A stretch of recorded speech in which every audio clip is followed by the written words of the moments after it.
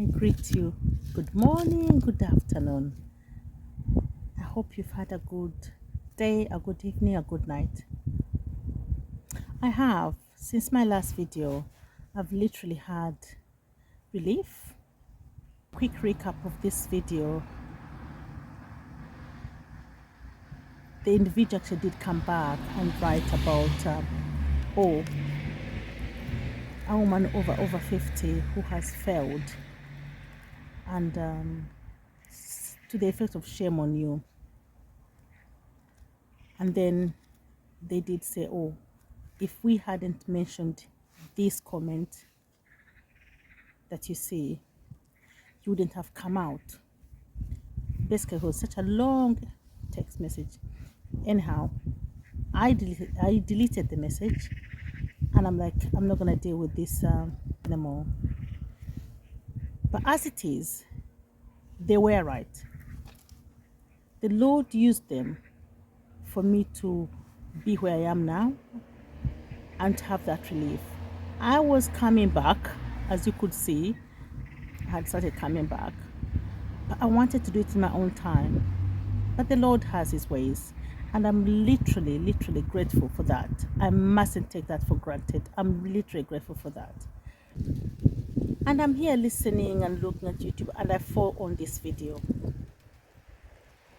This video literally it hasn't broken my heart, but I'm like, I feel for this lady. I see this lady here who has worked in UK for over 50 years and decided to go back and live where she's living. Literally, this man is calling her, he's shaming her, taunting her. Oh, shame on you. You come back and live in a boathouse. But that this commentator was saying, this other YouTuber was saying, this other content creator was saying, it is maybe her choice. And by the way, even if it's not her choice or she's been forced to live in that state, it is her home. This individual that is shaming her, first of all, is doing it behind camera, hiding himself, like nobody knows who he is.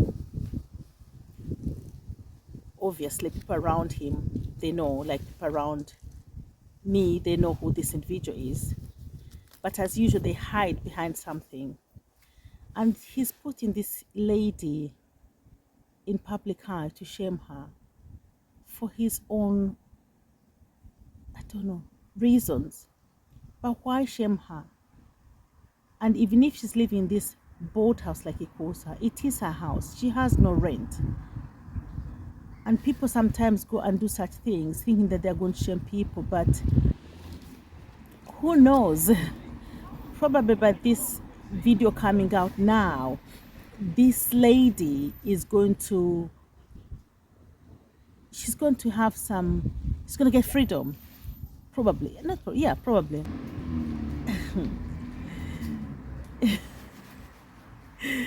I tell you something. Nothing. And actually, even before I left, I had no shame. Really, what came is when I lost everything. That's when the shame came. The failure, that's what led to my shame. I'm like, oh, I failed myself, I failed my children, I worked so hard. And so some people do revel in other people's failures, in other people's shame. And that's a shame, really. It's so sad. But imagine, like I keep saying, if we work together, where would we be? We'd be very far. But there are people who come and to divide and rule, and literally, like, as you know, in the past, divide and rule has worked. Even this instance has worked. For example, in my family, it's worked so well. It played hook, line, and sinker in these individuals' hands. They divide and they rule. And people, by the way, who divide and rule see further than people who are being divided. Yeah, it is true. Because if there was no threat, there would be no need to divide.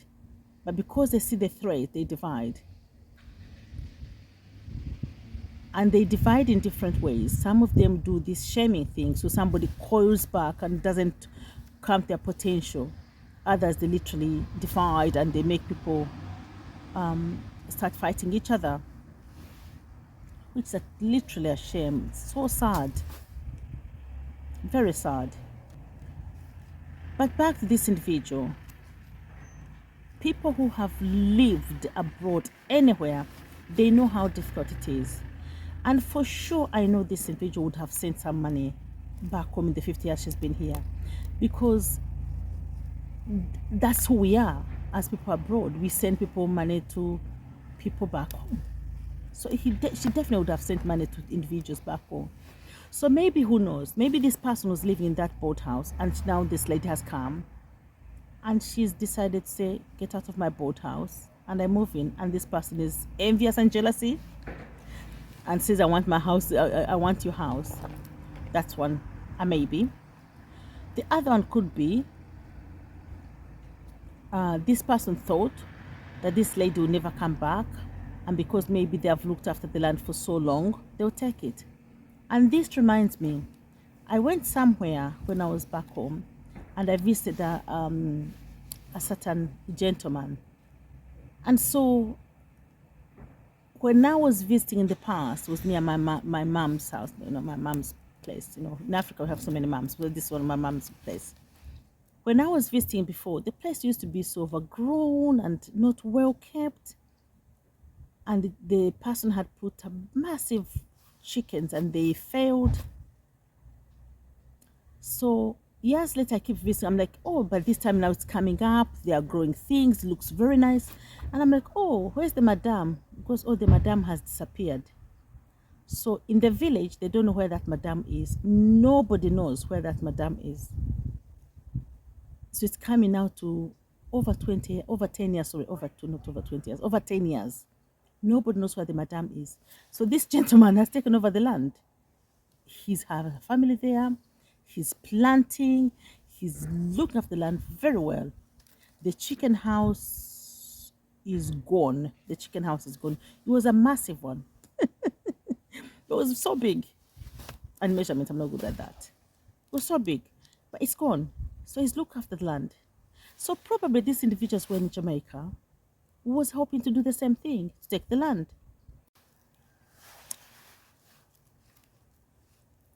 So with this lady as well, we have to be careful people we live with. Sometimes we live with people, but we don't know that we're living with, literally, we're living with the devil themselves. So with this gentleman, honestly, if this lady had been sending him money, he feels he's lost. And like I was saying from the gentleman who was living in this land, we have to, by the way, God is wonderful. He will bring out people's characters that we don't know if one is faithful. Those who are planning evil for you, he'll bring them out. Like this lady, maybe.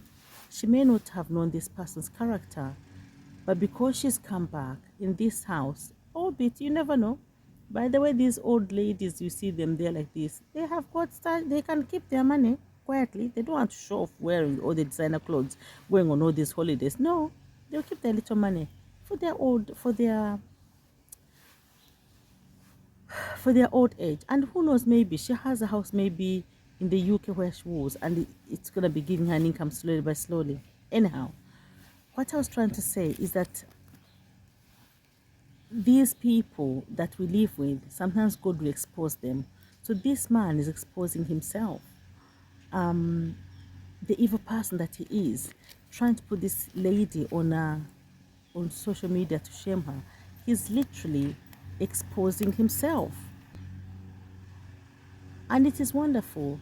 One thing or another, God will come and show you who are your true friends and who are your enemies. So what am I saying? God will expose them.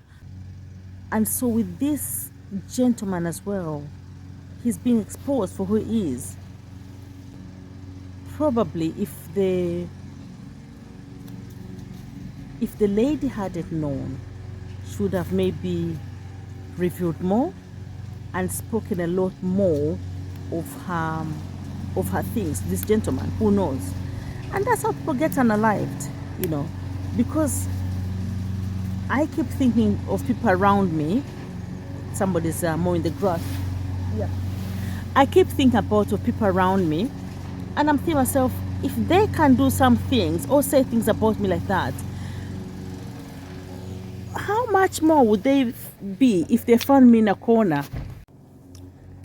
So I was just wondering, I'm like, if somebody can be that angry and hurt for some good news and they're meant to be your friend, or people like who have been saying all these things, if they imagine if they were to find you by yourself, wouldn't they unalive you? And this lady, she could have been unalived by this gentleman. So I'm happy that at least she has managed to know who he is in time so she can safeguard herself. So if people buy such land, go abroad, and some people don't tell their families, or even if they tell their families, their children are abroad, and if somebody passes away, who's going to take the land?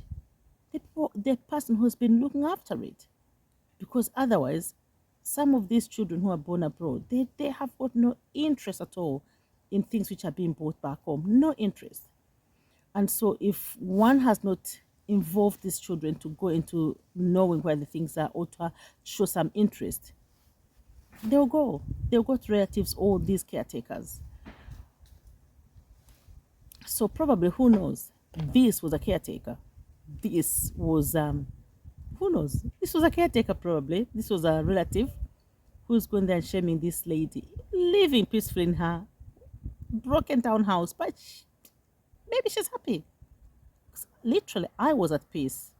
And actually, coming back was more harder for me than staying because I knew this would happen. And I knew, for example, I knew that people would be saying this, shaming me, you know. Like I remember when my children, there's something unfortunate, not unfortunate, something happened to my child. And these individuals literally celebrated. It wasn't a very good thing that happened to my child. The consequence was okay, but the initial cause, it was not a good thing. They literally celebrated. Celebrating failures of other people. That's not working together. Let's continue working together. And this also brings me to another point.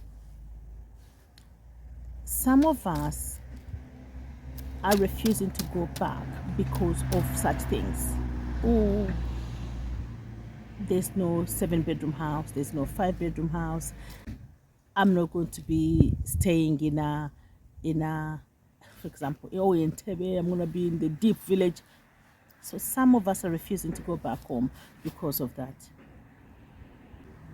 And it's okay. Each their own. Because at times people don't want to go for their own reasons. And guess what? They are valid reasons. Just as equally as somebody upping and going to live in such a house is valid. But if one is able and one is scared to go because of what people say, look at this lady and let it give us courage and let's go. People are here struggling. Yeah, so cold. People are not living very healthy lifestyles, working unhealthy jobs and unhealthy hours, eating unhealthy food, whereas they have the opportunity of living a good life. But because of maybe what people say, I have not amassed so much. And like we saw with our fellow diasporan who passed away, sometimes you amass so much, you come back and you meet your death because of jealousy and envious people. It's better sometimes to go and live in such a situation. At times people even don't think, like I was telling you, I lived there for that time. People didn't who would come in this house. It was like Tina China. But sometimes there's a preservation. Maybe that's what this lady is doing as well. She's trying to preserve herself. I'm not sure if she's married or not. Probably she's not married. She has no partner. So as a single woman, that's the only way she can preserve herself. Has she got children? Probably she has, or maybe they're not there. That's why she's trying to preserve herself. So, if one is able to go home honestly, and you have got means, you've got, you can get an income from somewhere, go, go. Because I know for sure, I know myself, I know about 3 people who have got no responsibilities here, and all their responsibilities are back home. They have got a lot back home. When I say a lot, I mean a lot. And for all intents and purposes, they are doing so well. So you wonder, and the lifestyle they are leading here is honestly nothing to write home about. But they are struggling, and they're still they're still working for all this money to send back abroad. And they are living in difficult situations, but they seem to be, and they're not happy, by the way. They're not happy. That's the only reason, that thing I can put. The ones I know, they're not happy. They keep saying, oh, I want to go. I wish I could go. And honestly, I'm like, go. Don't stay. It's okay to go. And one could go, try it. If it fails, there's no harm in it.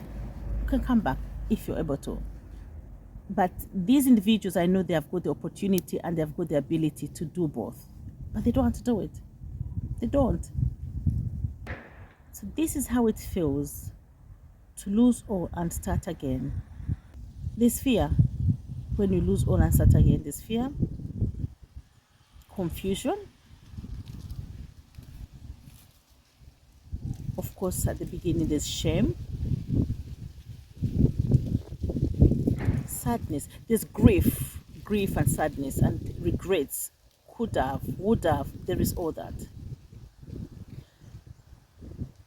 So where there's fear and there's regret and there's sadness and all that, one can see the wind. The phone is moving up and down. Yeah. And with all this, with all the fear, with all the sadness, with all the regret, we need people to hold us up. We need people to be with us. Anyhow, so in losing, when one is losing, you lose all. So the Lord really was stripping me of everything. And if I did not have 2 good friends, 2 at the time, I don't know where I would have been. They stood by me, they held me up, they in everything. They are so good. And honestly, they know who they are, and I'll publicly say, thank you. Have I been the best friend always? No. And so where I've failed you, please forgive me. Please forgive. And I forgive you where you failed me, because we are all humans and we fail each other. But yeah, so that is it. So when one has lost, you lose everything. But like the video that finished, it's important. When I lost and I spoke to my friend, she told me I wasn't alone. And eventually, slowly by slowly, speaking to priests and other people, I was shown I wasn't alone. I wasn't alone in losing this. I wasn't alone in doing this. And day by day, slowly by slowly, and especially people at work were lovely. I just started coming out of the shell of this, of the grief of losing. But of course, when you fail and you and one is in their 20s, they have got an opportunity. You think, oh, I've got an opportunity of starting again. But if you fail in your 40s, oh my goodness me, and there's a young family and you are alone, it is a hard door. Climbing the mountain is hard, especially when you are alone with the children. And also not having all the answers. But I know for sure that even in those moments when one has failed and they're trying to climb up again and everything in their 40s, they come up again. And there are so many people who have done it. So many. I remember when I was in my 20s and they told us about the KFC owner how he started his now business. He is at 65 and he had looked on hundreds and hundreds of restaurants trying to sell them his recipe, and nobody was wanting to take his recipe. But look at it now, multi-millionaire, doing so well. So even if one fails, it doesn't matter where it is. I think what's important is starting again. Somebody saying, "Oh, you're over 50 plus, and shame on you, you failed." It's okay. I've got a niece of mine. When she cries, she tries to soothe herself. It's okay. It's all right. It's okay. When she's so literally now comforting oneself, comforting myself, I say it's okay. Yes, these things happen, but it is not how you fall, but it's how you get up. Even Jesus fell 3 times. And there's a gentleman I know, about 3 times they have fallen, but 3 times they have come up, and now they are doing so well. This is a physical story, they are doing so well. But of course we have to be clear, and we have to understand that if one fails, these questions come up. Can I make it again? How will I manage? Oh my goodness me. They come up. But like I say, it's not, to me, it's not. I keep talking to myself. It's not how you feel, it's how you come up. And when you meet people who are trying to take you off the course, don't give them their energy. I say to myself, don't give them your energy. Don't give such people your energy. Focus and move ahead. So a person like me, when I failed, I would get up every morning for my children, even when I didn't want to get up. I was listening to somebody else who was saying they failed and sometimes they don't want to get out of bed. So many times I never wanted to get out of bed. But so many times I thought, my child, I need to change the nappy. I need to give them food. I need to pay they need to pay for their livelihood basically. So I'd wake up and go. And I had a very, very, very good, I had good managers throughout. So the Lord took everything, but the Lord gave me good managers. Oh my goodness me. Wonderful, wonderful managers. The people around them may not have been nice, or the assistant managers, some of the assistant managers were horrible. One of them was actually my namesake, and she would give me hard time, literally hard time. Remember one day I came in, we used to clock in.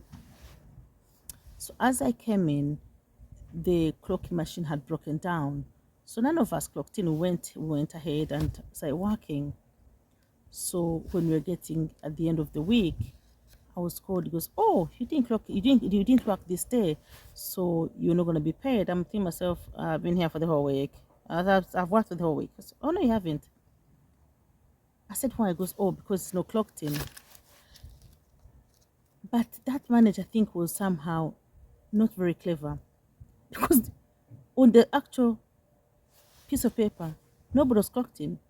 So I told her, "But nobody's clocked in." "Yeah, but I'm talking to you now, so you have to prove that you're in." I'm like, "Okay, then I'll go and prove that I was in." So I went, and every time I'd come in, as a rule, I would send emails.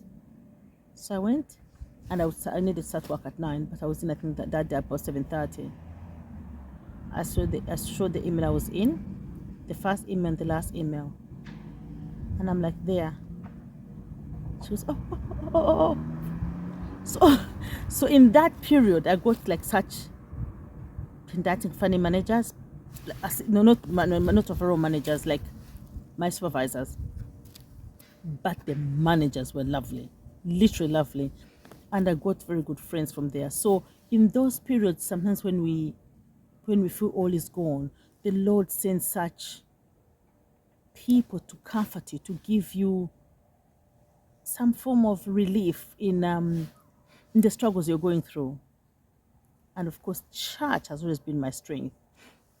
Even if at the time I really, really was doubting, because some of these people who did this to me, like who were not happy that I was having a, that, happy because of the blessings from the Lord, were from church. And then I said, okay, so if one is not careful, we can judge God according to the people we see, and that's not the way to do it. If one has lost things, or if one has failed, and there are people around who are friends, kindly don't judge harshly. I don't think that any of us stand here to say, I'm going to build my house, roof it, decorate it, put things in it, and then with my own hands I start taking it down stone by stone, or breaking it and bring it down. None of us want to do that.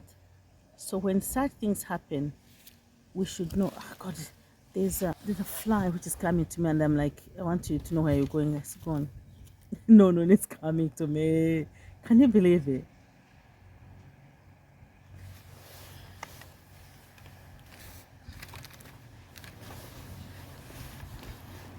Kept coming to me. I didn't want to come to me. I hope it's gone. So what was I saying? I'm saying that when people have lost things, nobody wants to come here or to build something and just break down. Misfortunes happen, and when those misfortunes happen, it's the people around us who help. Yeah. So there are some who have got nobody to help them, but strangers help them. And that's what the Lord would have sent to help you to come back to your feet. And it's okay. And then the others, there are some, within the family members, maybe 5 have gone and others are still there. Then also, if we have, like in these days, I don't think it's used so much. Let's try and use our elders to work with us, to help us sort things out before they become so bad. I don't know if it makes sense, yeah, but I'll put that there. So that's my 1 penny. Others they say 2 cents, but I'm saying my 1 penny of saying. There isn't anything much that I can say. That's why I'm saying it's for my 1 penny. But I hope it resonates with somebody. Otherwise, that is it. So thank you very much for watching. Thank you very much for always coming back. Again, another call. Thank you very much for always tuning in, actually clicking. Thank you. I do appreciate. For all the subscribers, thank you very much for always tuning in. Everybody. New subscribers, everybody, thank you for watching. For those who watch and not subscribed, please join us. We are a good team. But again, everybody as well, thank you for tuning in. Take care. I'll see you in the next one. Blessings and blessings. Bye for now.